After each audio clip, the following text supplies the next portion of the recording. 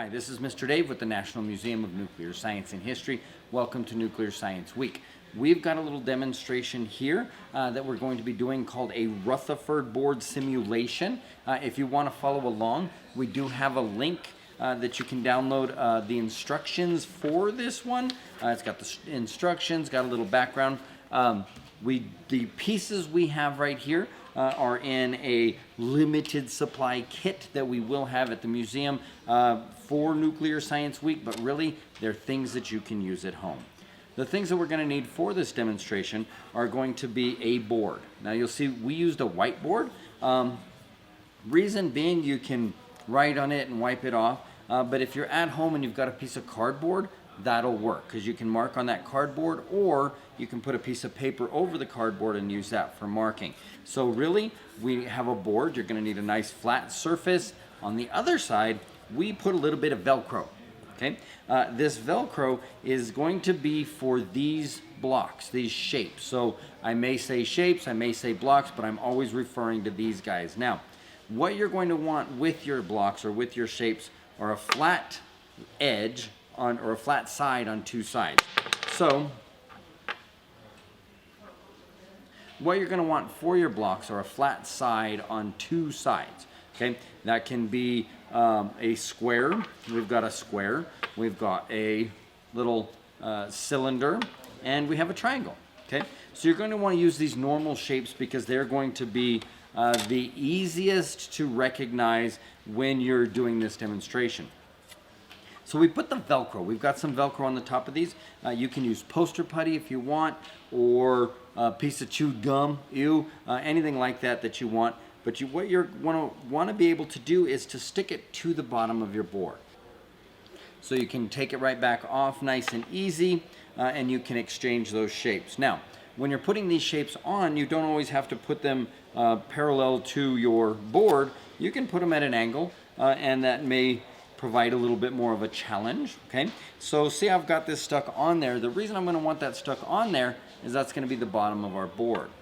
Okay, so what is the Rutherford experiment that we're talking about here and that we're simulating?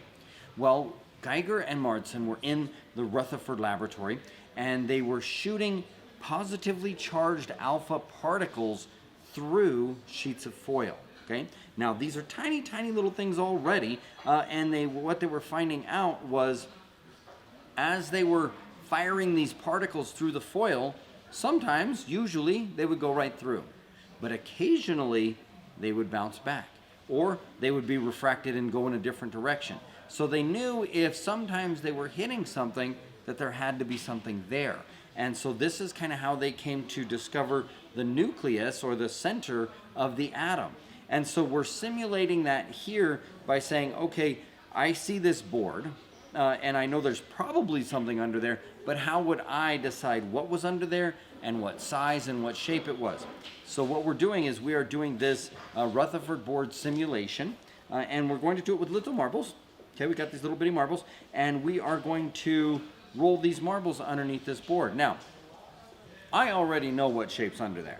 When you're doing this demonstration at home, it'd be kind of fun to have a friend or whoever put the shape under there so you didn't know what shape was under there. I know what shape's under there, but in knowing that, it's a little bit easier to demonstrate to you guys. So I've got my Rutherford board, okay, and underneath it, I know there's something somewhere. So what I'm going to do is I've got my dry erase marker. As I said, if you're at home and you're doing this with a regular sheet of cardboard with a piece of paper on it, you can use a pen, you could use a crayon, whatever you want to use. There are two things that are very important that you're going to want to mark: where your marble entered and what direction it was rolling, and where your marble exited and what direction it was rolling. Okay, so if I roll this marble straight under and it comes right out on this side, I know that there's probably not something there. Okay, so we'll do that as an example. So I rolled it under, nothing. Okay, I'm going to mark it went in here and it came out here.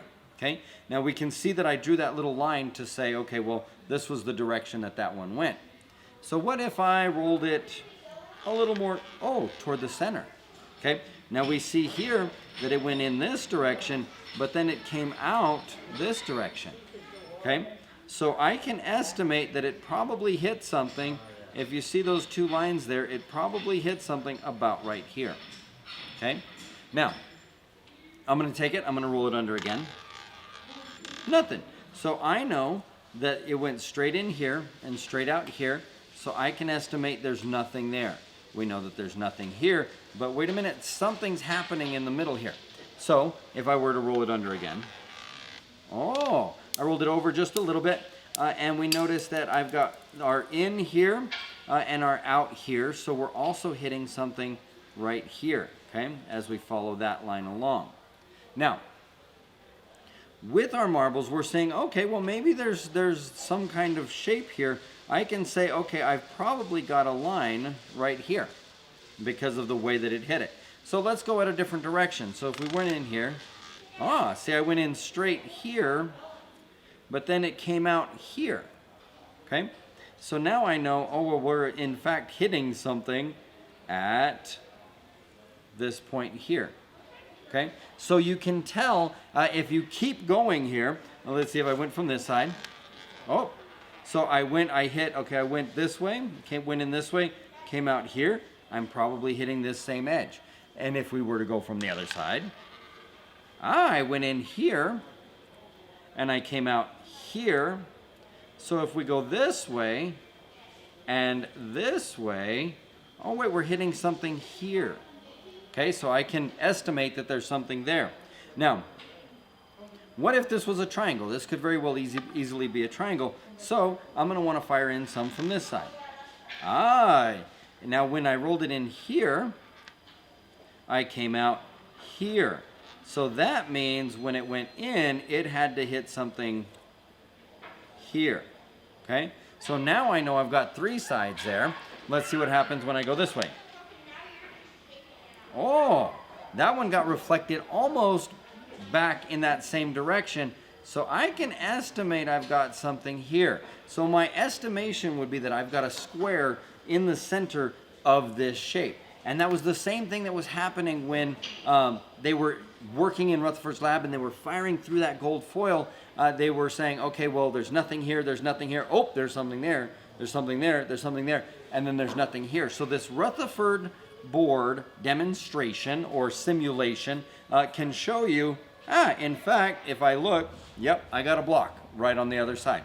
Now, of course, I knew that going in, so it is kind of fun if you have somebody else to do that one so you're not sure what shape you're looking at. But this Rutherford simulation can show you a little bit of the idea of what they were working with. When you're working with something that you can't see, you have to use the tools that you do have in order to kind of estimate what's in that space. And doing that, they were able to discover that an atom has a nucleus. Thanks for joining us for Nuclear Science Week. I hope to see you on all the rest of the videos. If you do want to follow along, we do have the link for these right here. You can download these. If you are one of the lucky ones that hit the museum early enough, you will end up getting one of these kits. So thank you for joining us. I'm Mr. Dave, and as I end everything, don't forget to wash your hands.